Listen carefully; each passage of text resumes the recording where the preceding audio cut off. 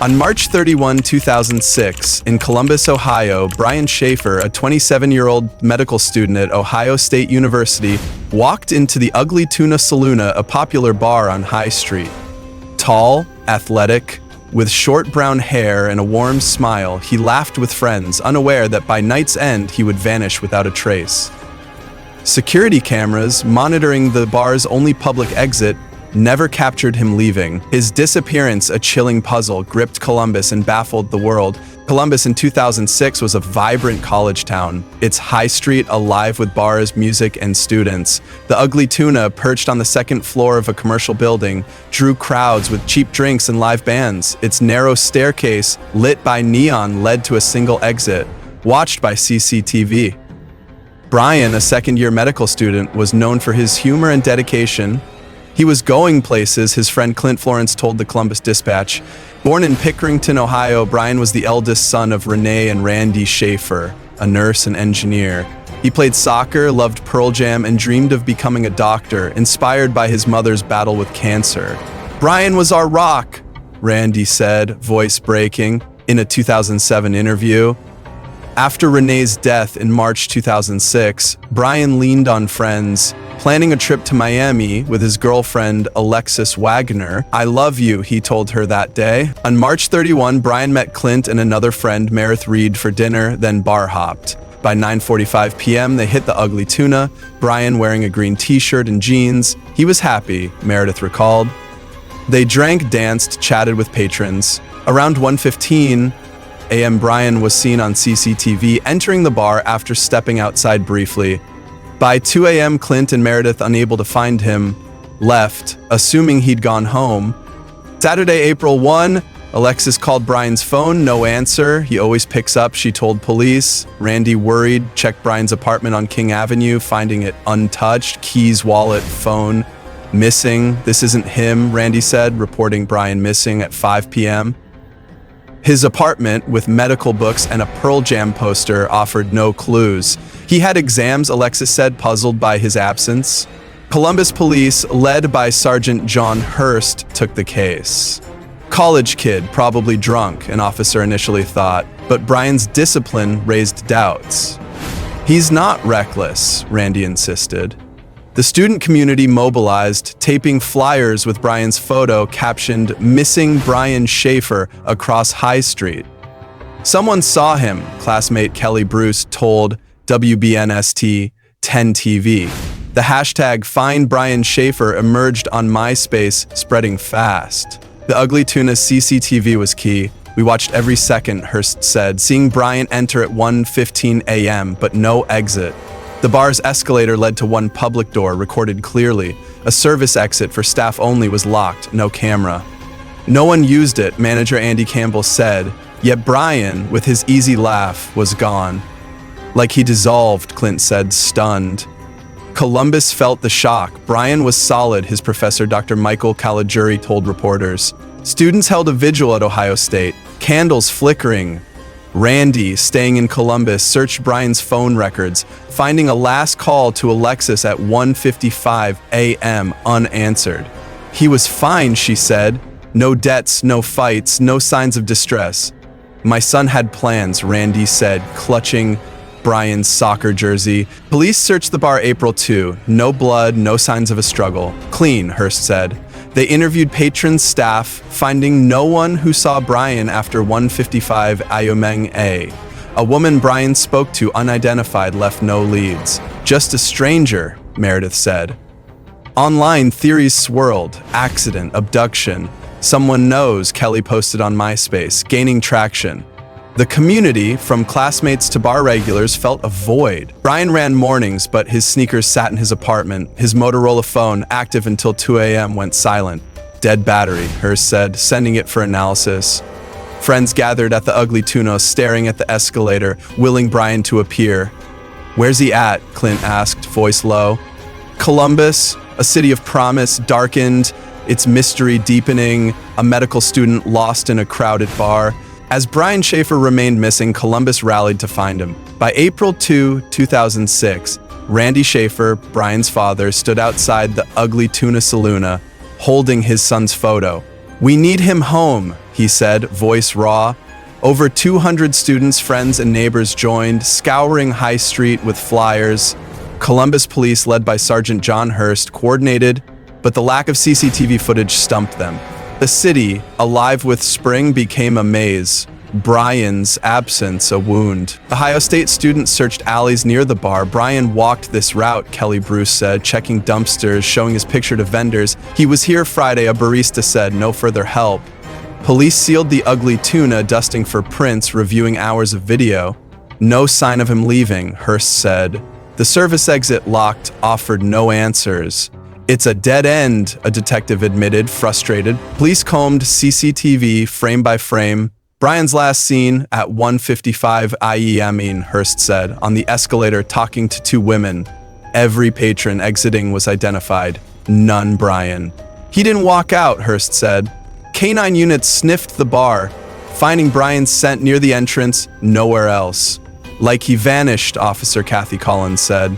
Randy printed 6,000 flyers, plastering Columbus. Someone saw my boy, he told WBNS 10 TV. The community went digital. Find Brian Shaffer trended on MySpace with 5,000 shares by April 5. A Help Find Brian group formed, posting his green t-shirt photo.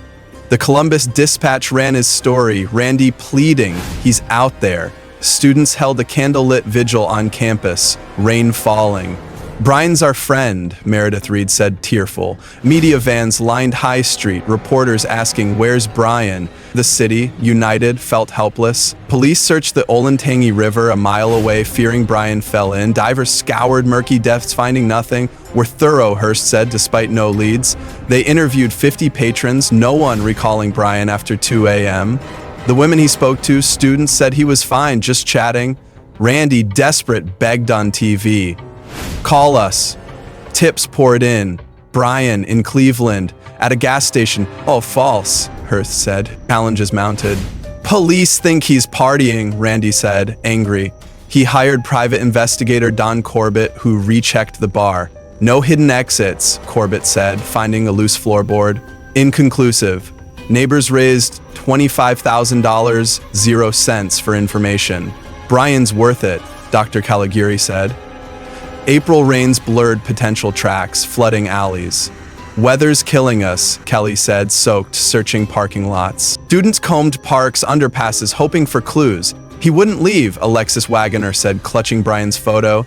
Police traced his phone, last active at 2 a.m. near the bar. Then, silence, Hurst said. A witness reported a man like Brian near High Street at 2:30 a.m. But CCTV was blurry.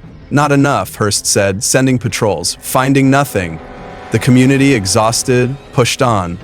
Columbus ached. Brian's one of us, a bartender said, taping a flyer. Classmates, once lively, grew quiet. He helped me study, Kelly said, staring at his empty chair. Randy, sleeping little, stayed in Brian's apartment, praying. Come home, he whispered. Locals brought food, left notes. For Brian, one read. But fear crept in, a city wondering if answers would come. Police fielded tips, Brian spotted in Michigan, Texas. No evidence, Hurst said, dismissing each. A psychic claimed Brian was alive in a basement. Useless, Randy snapped. By April 15, searches waned. We're out of places, Hurst admitted. Students, hearts heavy, resumed classes. We can't stop living, Clint said, voice flat.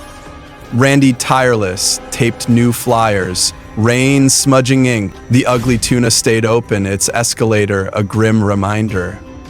No one mentions him, a patron said. Randy spoke to 10 TV. Someone knows. Columbus, with its bars and students, felt empty. High Street, neon lit, held a secret. A young man lost. His family left to wonder.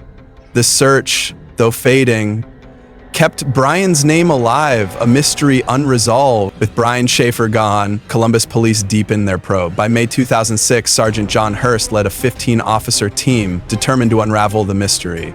He didn't just disappear, Hurst said, pinning Brian's photo to a board. The Ugly Tuna Saloona, where Brian was last seen, became a focal point. No blood, no struggle, but police chased CCTV, witnesses, and faint clues, hoping to find a medical student lost in the night. Police rewatched Ugly Tuna's CCTV, every frame scrutinized. Brian's on at 1:55. AIM, Hearst said, talking to two women near the escalator. No exit recorded despite 300 patrons leaving. The service exit locked, showed no tampering. No one went through, manager Andy Campbell said. Hearst, unconvinced, checked for prints, finding none. Too perfect, he said, ordering a sweep of the bar's back rooms, yielding nothing.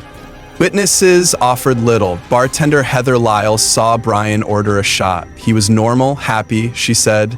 A patron recalled him chatting with women. No tension, just a guy out, he said. The women, identified as students, confirmed he was friendly, left us. Police saw a blonde woman Brian spoke to earlier, per Clint Florence, but no trace. She's a ghost, Hearst said, frustrated. Brian's phone provided clues. Its last signal, 2 a.m., pinged a tower near the bar. No calls after Alexis, a technician said, noting an unanswered call to her at 1:55. IAM, police checked Brian's bank, no activity. He didn't run, Randy Shaffer said, showing his son's savings. Hearst reviewed Brian's laptop, finding study notes, no red flags. He was focused, Alexis said, puzzled. Classmates shared insights. Kelly Bruce said Brian seemed distracted weeks prior, grieving his mother. He hid it well, she said. Clint at the bar noticed Brian step outside at 1 a.m. returning. He was fine, Clint said. Hearst checked Brian's routine. Classes, gym, bars. No enemies, Meredith Reed said. A rumor of a bar altercation surfaced, but patrons denied it. Clean slate, Hearst. Police searched the bar again. A scuff mark near the service exit caught Hearst's eye. Something dragged, he asked, but no evidence. Using UV lights, they found no blood. Spotless, a tech said. A private investigator, Don Corbett, hired by Randy, found a loose vent, too small for Brian. No way out, Corbett said. Hearst, grasping, sent divers back to the Olentangy River. Nothing. The community grew restless. Where's Brian? Alexis asked at a vigil, voice breaking. Randy confronted police. Do more, he said, eyes red. Find Brian. Shaffer Post speculated suicide, foul play. No proof, Hearst said, dismissing theories. A tip claimed Brian was seen at a diner, but CCTV showed a stranger. Dead ends, Hearst said, as media from CNN to 10 TV amplified the case. Police probed Brian's circle. Clint and Meredith, the last with Brian, stuck to their story. We looked for him, Clint said, guilt-ridden. Alexis noted Brian's grief, but no depression. He wanted Miami, she said. Hearst checked Brian's email, finding a draft to Alexis. Can't wait. He had plans, Hearst said, ruling out voluntary disappearance, focusing on the bar. A lead emerged May 20. A homeless man reported a man like Brian near the river at 3 a.m., April 1. He stumbled, he said, unsure. Riverfront CCTV grainy showed no match, not him, Hearst said, sending patrols, finding nothing. Randy, hopeful, begged, check again. Divers returned, empty-handed. We're losing ground, Hearst said. The case stalling, no suspects in sight. Pressure built. We're doing all we can, Hearst told the dispatch, but leads dried. They checked local criminals, no links. A delivery driver saw a gray sedan near the bar at 2:30 a.m. and no plate. Useless, Hearst said. Traffic cams blank. The community, weary, felt loss. Brian's gone, Kelly said, voice hollow, back in class. Randy, sleepless, kept searching, alone. The Ugly Tuna, still open, felt cursed. No one talks Brian, a waiter said. Randy, at a June vigil, said, he's out there. Columbus, with its spring blooms, hid a truth. High Street, alive with students, held a secret. A medical student vanished. His fate a question mark in a city desperate for answers. By July 2006, Brian Shaffer's disappearance remained unsolved, with no suspects. Columbus police, led by Sergeant John Hearst, had no arrests, no trials, only questions. He's out there, Hearst said, eyes on Brian's file. The Ugly Tuna Saloona, where Brian vanished, held no answers, its CCTV a silent witness. The case, gripping Columbus, left a family broken, a community changed, and a mystery enduring. Brian's fate unknown. No suspect emerged. Police eyed bar patrons, but none stood out. Everyone's clear, Hearst said, ruling out Clint Florence and Meredith Reed, Brian's companions. A drifter seen near High Street was questioned, but alibis held. No evidence, Hearst said. Theories, abduction, accident, lacked proof. We need a break, Randy Shaffer said, desperate. The absence of a body, a crime scene stalled progress, leaving police empty-handed. Investigators revisited evidence. Brian's last CCTV appearance, 1:55 IME, showed no distress. He was normal, Hearst said. His phone, dead after 2 a.m., offered no new calls. A tip about a fight at another bar, South Campus Gateway, led nowhere, witnesses denying conflict. Brian was calm, a bartender said. Hearst, grasping, checked construction sites near the bar, fearing Brian fell. Nothing, he said, hope fading. The community speculated. Did he leave on purpose? A MySpace post asked, citing Brian's grief over his mother. No way, Alexis Wagoner said, noting his Miami plans.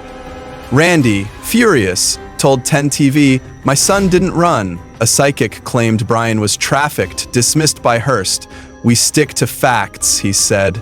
Without a suspect, no arrests followed, the case growing cold, a shadow over Columbus. Randy's pain drove action. I'll find him, he said, organizing searches through 2007.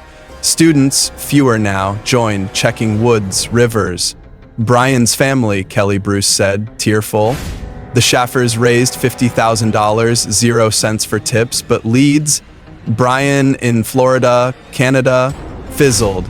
It's torture, Alexis said, wearing Brian's ring. Columbus, once hopeful, felt defeat. The Ugly Tuna, a grim landmark, its escalator a dead end. No trial occurred, no charges filed. We need evidence, Hearst told the Dispatch in 2008. The case, dormant. Randy, relentless, sued the bar for negligence, claiming lax security. They failed Brian, he said. The case, dismissed in 2009, found no fault. It's not enough, Randy said, voice hollow. Police, out of options, kept Brian's file open, a missing person, no closure. Tragedy struck again. In September 2008, Randy died when a tree fell on him during a storm. He died searching, Alexis told NBC4, heartbroken. Brian's brother Derek took up the fight.